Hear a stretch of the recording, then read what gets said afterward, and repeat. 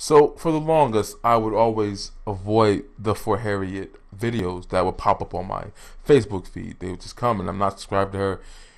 At the time, people weren't even sharing her stuff, but she would constantly be on my fucking timeline. But I would avoid it with my bestest. I didn't even know she had a whole YouTube channel at the time. About a year ago, I figured out she did.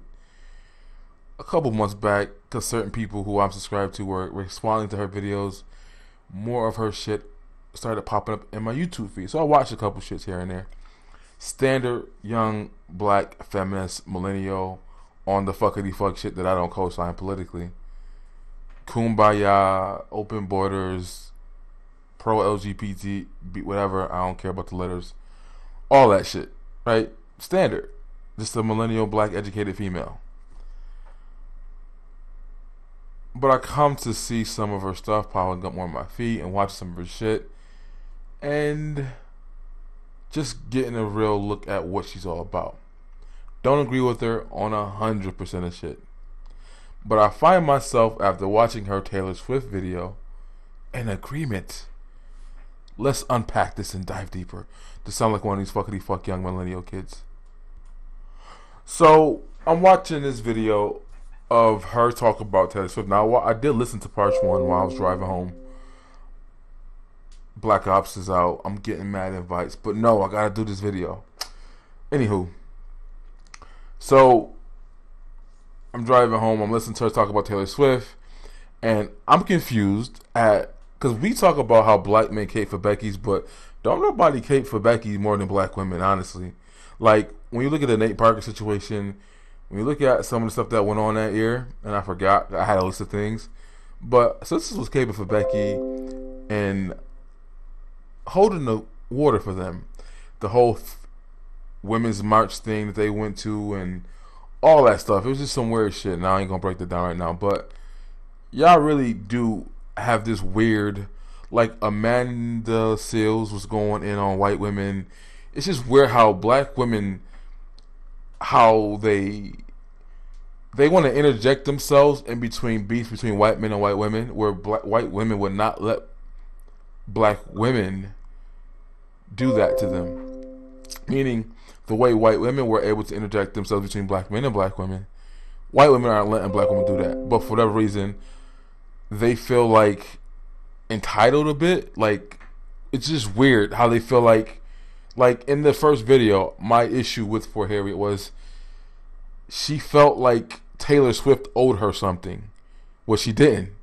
Like, she felt like because she's a super pop star, you're not a part of her fan base. She's not who you're targeting to. She's from Tennessee, which would be assumably is a red state. So, and she does country, I guess, type of music. You know, like, that's the lane she's in. But yet, For Harriet felt some type of intersectionality with that. And other black feminists do as well. That, I don't understand how they do that. Like, y'all gotta help me understand that shit. Right?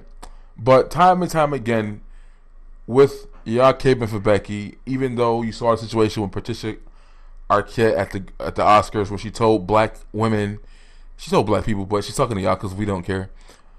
She told black women engaged that y'all need to vote for us and y'all need to help us get our 77 cents on a dollar that every man's make, even though black women are at the bottom of the barrel economically, and y'all at like 54% to them, which we understand why. But she said y'all need to help us now. It's time for us to help, right? That was a major L. But y'all let the Becky go, and y'all still feel like they're with us. Then 53% of white women voted for Trump. Y'all were crying about that shit. Like, again, just taking shit real personal. Like, they're not going to let you come in between them and their man. Like, they got what they wanted with the feminist movement for their men. They wanted white men to share with them what they've raped and pillaged. They got what they wanted. And we got a bunch of nonsense and a bunch of divisions and a bunch of fuck shit as a result of that. But that's not even the point of this video. I just don't understand that, though. I don't understand why sisters keep doing this. And white women need to come vote with us. If you watch the current recent episode of The View, the one chick was complaining about 53%. She kept saying 53%. White women, white people in general, they split their vote. They're not stupid as black people to vote as a block, because you don't get shit when you do that. It's just that simple. But I do have a video that I was going to talk about that, and my perspective changed because I got new information. I was going to make the point that white women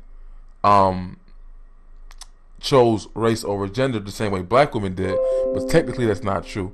If you look at it from the popular vote, it's not true because more black women voted for Hillary than they did for Obama. But if you look at it from the electoral college standpoint, Hillary did win a popular vote between Obama, but she lost the right states. So you can it's semantics, but I'm gonna address that still because there's still a point to be made with that. But anyways, for Harriet did the video about Taylor Swift and how she was happy that she came out and supported the Democrat in Tennessee.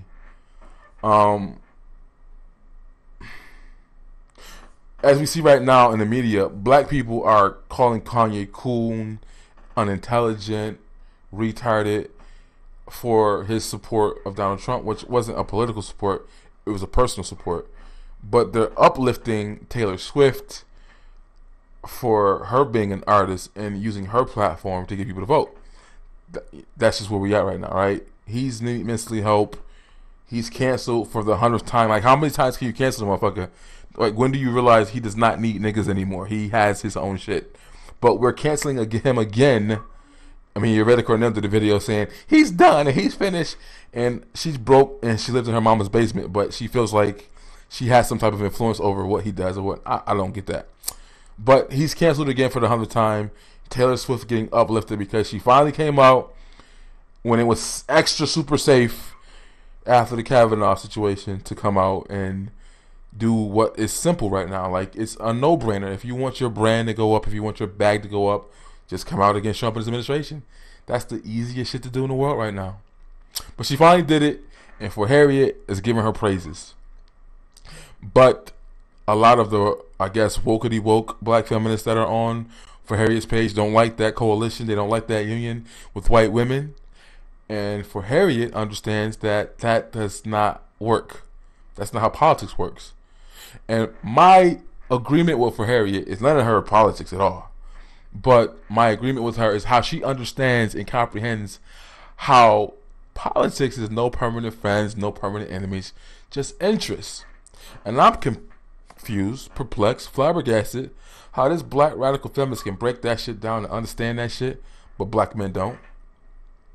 When I'm in the black gun group, which I've mentioned several times, it's a black gun group, right? Black gun owners and education. So we are for gun ownership. But we will sacrifice that gun ownership to vote for Democrats despite being pro-gun. How does that shit work? Black people in general would rather sacrifice a win to be right. So we could benefit from some stuff that Republicans do. In particular, black men definitely can.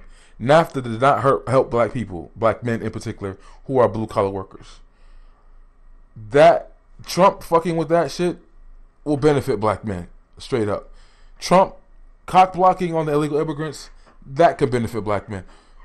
Democrats, what they want to do, more NAFTA, more globalization, more open borders, that will not benefit you. But we would sacrifice that to feel right. Oh, shit. And I can't comprehend how this black radical feminist is not trying to be her friend. She called Taylor Swift out for doing the fuckity fuck white girl shit that she didn't like. She said that, but I'm not going to sabotage you using your platform to get 60 people to go register to vote because you share the same interests as me. So black men, the NRL come up, fuck the NRA. They don't like black people. They don't care about us. Fuck the Republicans, blah, blah, blah. And in essence, they're saying, fuck my Second Amendment rights, too, because Democrats don't co-sign that. They don't want you to have guns. Your major cities have the toughest gun laws that are run by Democrats. And who are more affected by getting gun ownership in those cities? Your black ass. So how is it that this black radical feminist can get...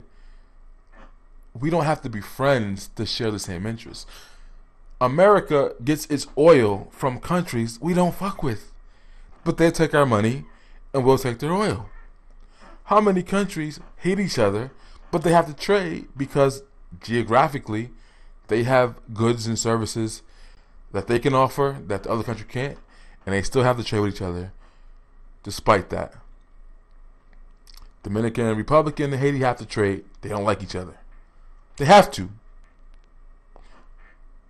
What is it about black men that we can't comprehend this politically? Why do we have the same emotional knee-jerk reactions when it comes to voting like women do? Not this radical black feminist, though. She's the exception to the rule. And I'm just confused at this shit. Like, damn. She gets it. She's not a friend of Taylor Swift. She understands Taylor Swift as a means to an end. You don't have to be a friend of Republicans or even Donald Trump. But it can be a means to an end to get your agenda done. Them liking you is not relevant. Them wanting to be your friend is irrelevant. Sharing the same interests is what's relevant, and getting shit done on that issue. Now, when a second issue come up, you might have to fight against them. You do that. But that's how politics works. And why can't we get that? I'm saying, black men, you can't be that pussy politically thinking like women. Gotta do better than that. She literally broke down the shit verbatim on how, yo, we gonna get and benefit from this because we want the people in the office out, and when they get out, we might go back to our corners. But this is our first task at hand, and I'm not about to get rid of her for using her platform because she has way too much influence to do that. Black men don't do that politically. We act just like the women. Just go to that black gun group. There are black men in that group who are conflicted about voting for Governor Gillum and even possibly Stacey Abrams. Two black people in red states that are going to bring gun control. This is a black gun group. And niggas is conflicted about this. How? They're talking about don't be a one-issue voter and all this other nonsense. Alright, y'all willing to sacrifice y'all gun rights for some socialism bullshit that won't benefit you. And it'll probably benefit every other minority group but you.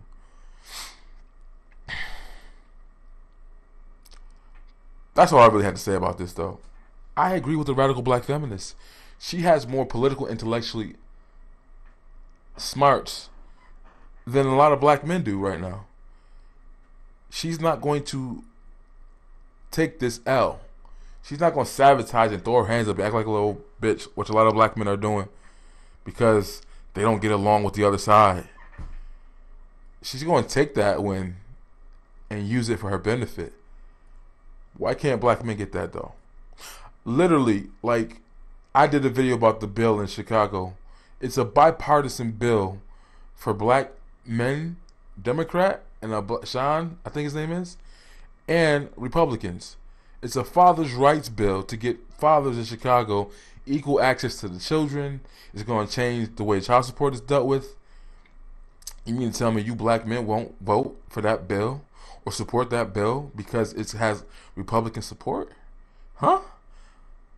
And you see that it's a black female that's against the bill because that bill will not benefit her constituents. She claims she's not running again, but in theory, she doesn't want to support the bill. Black male Democrat writing who can work with Republicans, understands the game, is working with Republicans to get this shit done on this issue. Might not work with them again on any other issue, but on this issue, he's working with Republicans to get it done. It's a black female Democrat that's fighting against the bill.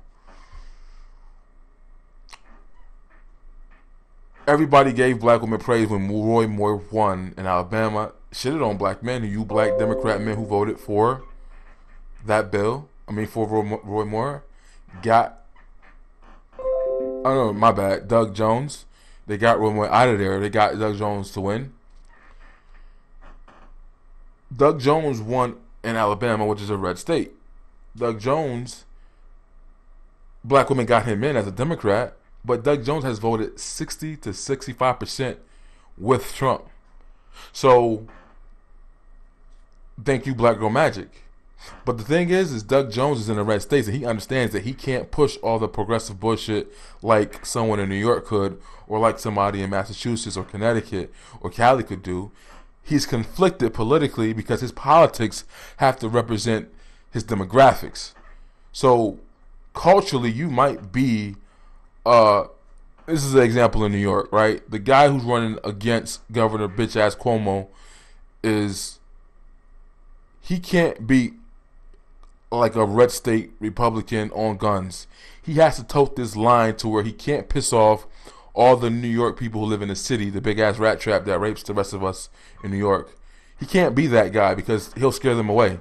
So he has to do this fine line where he's pro-gun. He wants to separate New York City from the rest of New York. So basically from Albany all the way down to Buffalo. We're all screwed gun laws wise because of the 11 million people in New York City who have the anti-gun culture and love being in that big ass rat trap where they can't defend themselves if terrorists decide to attack, i.e. the movie Bushwick, right? But he understands his policies are conflicted. It's like when I hear black people talk about a couple on YouTube did a video where they were shitting on black Republicans and saying all this fuckity fuck shit, but they were saying, we need a black Republican that does this and they support climate control and all this other dumb shit. I'm like, no. Mia Love is in Utah. Her politics have to reflect her environment.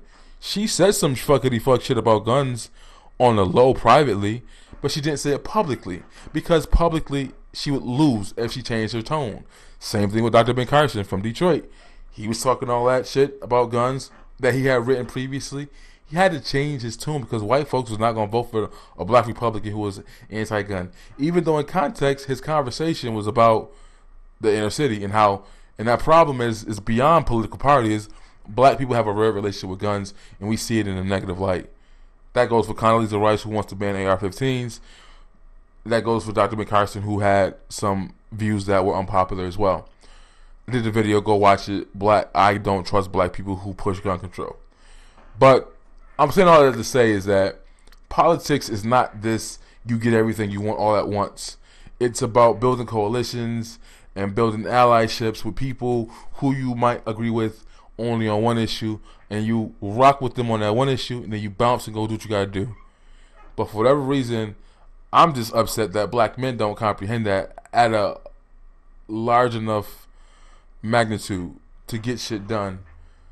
And the reality is black men, like you watched the video that BG Egbor just did about the black woman who was a former cop, and he got in his feelings at the men who were responding to the video, but the men could feel this black woman telling them to go vote Democrat, and they wasn't feeling that shit.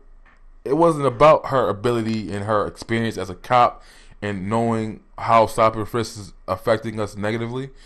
They did not like her telling black people to go vote for Democrats, period. That was their issue with the video. You can see it in the comment section. It wasn't about no gender war shit about her being a woman. It's about her telling them how to vote. She said verbatim, I made my sons do mail-in ballots. And if she made them do that, I'm sure she made them vote for Democratic candidates. But that's not the point of this conversation.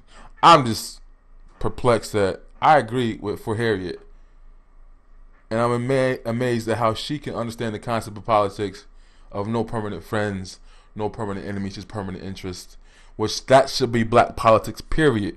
We shouldn't be beholden to any party. We should be beholden to interests that benefit us. Illegal immigration does not benefit us. Open borders does not benefit black Americans, but we're going to vote for that. We're going to support that. Y'all about to vote for y'all first black governor since Reconstruction in Atlanta who's anti-gun because you're voting for her color and not her politics. In Florida, the same thing with Gullum. People go to Florida because they can keep more of their money and they can have guns. And y'all about to vote for a black governor that's about to get rid of both of those things. But that's my people. I don't understand y'all fools. I'm out. That's all I had to say. Vote for in the coming election. I wouldn't suggest that they vote for any party or either party. I would suggest that the so-called Negroes become politically mature, realize the power that they hold in the field of politics, and then once the person who is running is aware that this man is awakened to the power that he holds, then that person who is running will approach that Negro on a more intelligent plane. As it is right now, most of the Negro leaders sell out to the white politicians for crumbs. And an awakening, a political awakening among Negroes will make it impossible for the present Negro leaders to sell our people out as they've been doing in the past. Well, you do think Negroes should vote? Negroes should do whatever is necessary to bring about a complete solution to their problem. When I say whatever is necessary